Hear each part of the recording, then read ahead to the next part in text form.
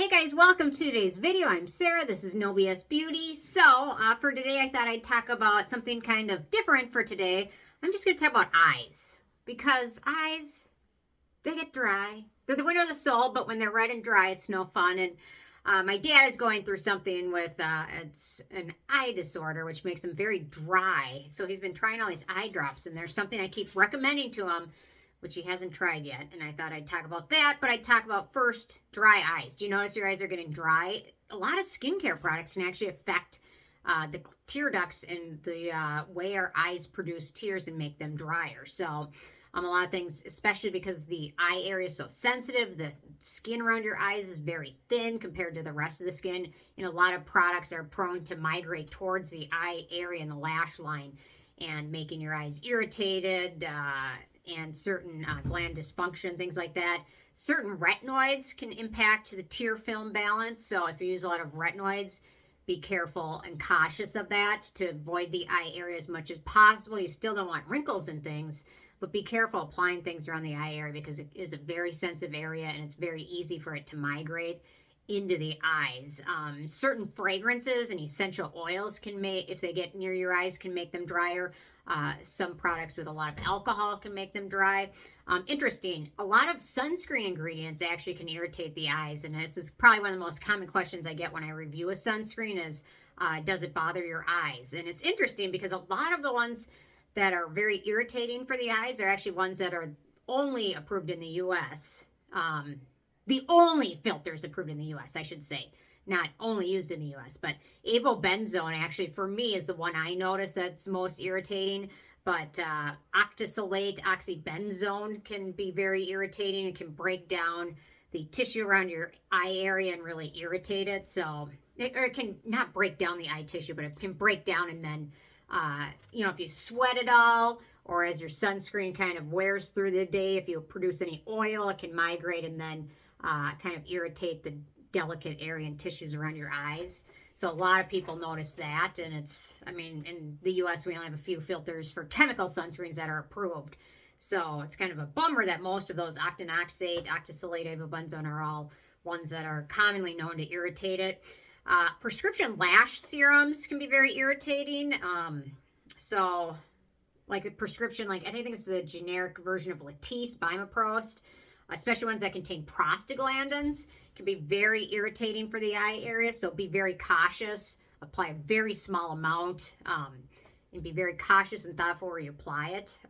Nowadays, I used to apply it a lot more.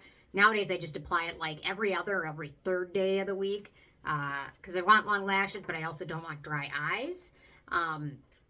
Other ones that don't contain prostaglandins can be a little bit more less irritating, but they still can have ingredients that can be irritating, so be very cautious. A lot of other causes of dry eyes: LASIK, lack of humidity in the air. Right now it's starting to become winter, it's cold, our furnace is running, it's dry outside. I can already tell my eyes are more dry and irritated. Certain prescriptions can irritate your eyes, such as antihistamines are known to cause dry eyes. Certain sleep medications can cause dry eyes. Autoimmune disorders, huge for dry eyes. Thyroid issues. So I've got out of this list of things going on for your eyes, I'm using all of the bad ones. And I've got the thyroid disorder, and it's cold, and it's winter, and I'm kind of taking occasional antihistamines. And vitamin A deficiency also is a huge one. So there are a lot of ways to help keep your eyes healthy. Humidifier during the winter is going to be a huge one for your eyes and skin everywhere because it helps keep the moisture levels up, especially if you have a furnace that's running. Really dries out the air. Artificial tears is a great one. My dad now, his eye doctor, he's on his fifth or sixth eye prescription. They just prescribed him Xydra, and he's not a huge fan of it, I'll tell you that much. He's only been using it for a few days, but he's it really burns. And then I do some research in Xydra, and apparently it was approved in Europe, and now they withdrew it from Europe because studies showed it really wasn't that effective. So I don't know, it's still available in the US, but very expensive stuff. So you don't want to. Dad got a 3-month supply and paid the copay. 3 months and I'm like, oh no, you know, it's something you don't like. He probably isn't going to keep continuing to use it. And now he's got 3 months of it. I'm like, don't throw that stuff away. I know that was $733 and don't throw it away because somehow I'm determined to make use of it somehow. I don't know. Anyway, random. I'm like, just can't, he likes to throw things away if he doesn't like them and get rid of them right away. I'm like, don't do that. There's got to be a good use for it somehow, somewhere.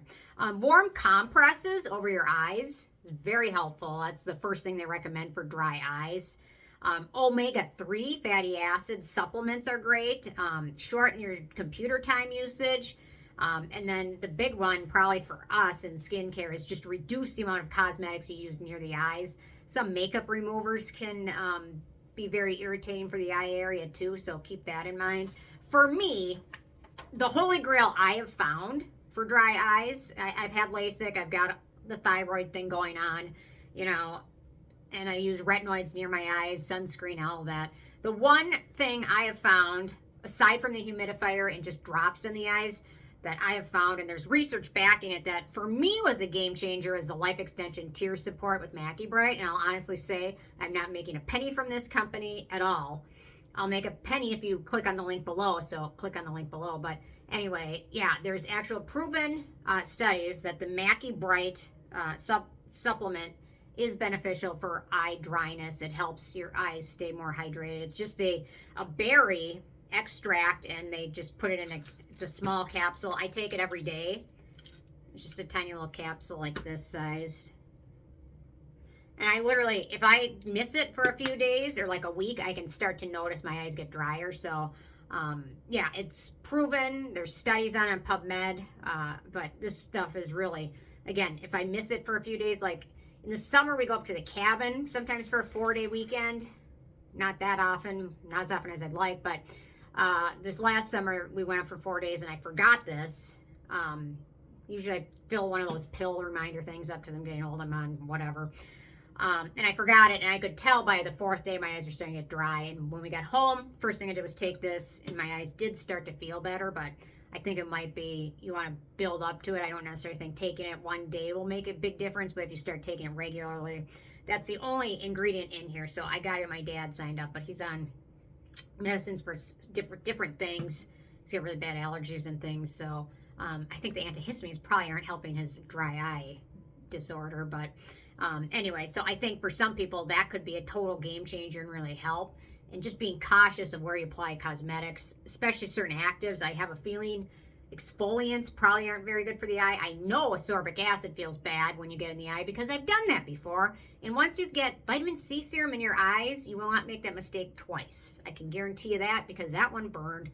But yeah, a lot of things we use topically are not very great for the eye area. So being very cautious and thoughtful and slow where you apply it is going to be huge, and how you remove things also.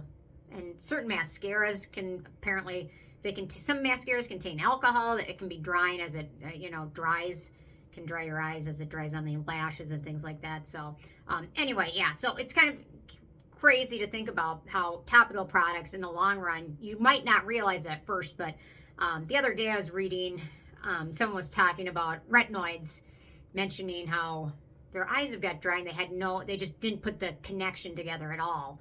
That, yeah, the retinoids could be why your eyes are suddenly feeling dry. A lot of other things at play, obviously, but yeah, it's something to consider because I know with allergies, using all these skincare products, dry winter air, the furnace going, my eyes are not happy. The thyroid thing, huge contributor to dry eyes, and I know, my thyroid is working too fast. That's why I'm not putting on as much weight as I'd like.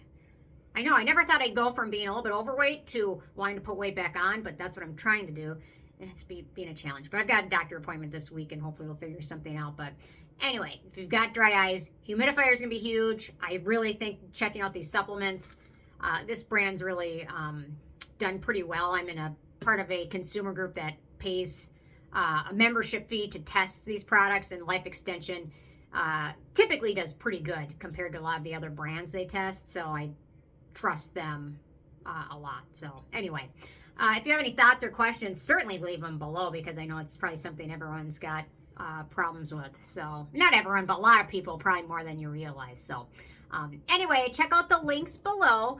Leave a comment, and thanks so much. I'll see you tomorrow. Bye, guys.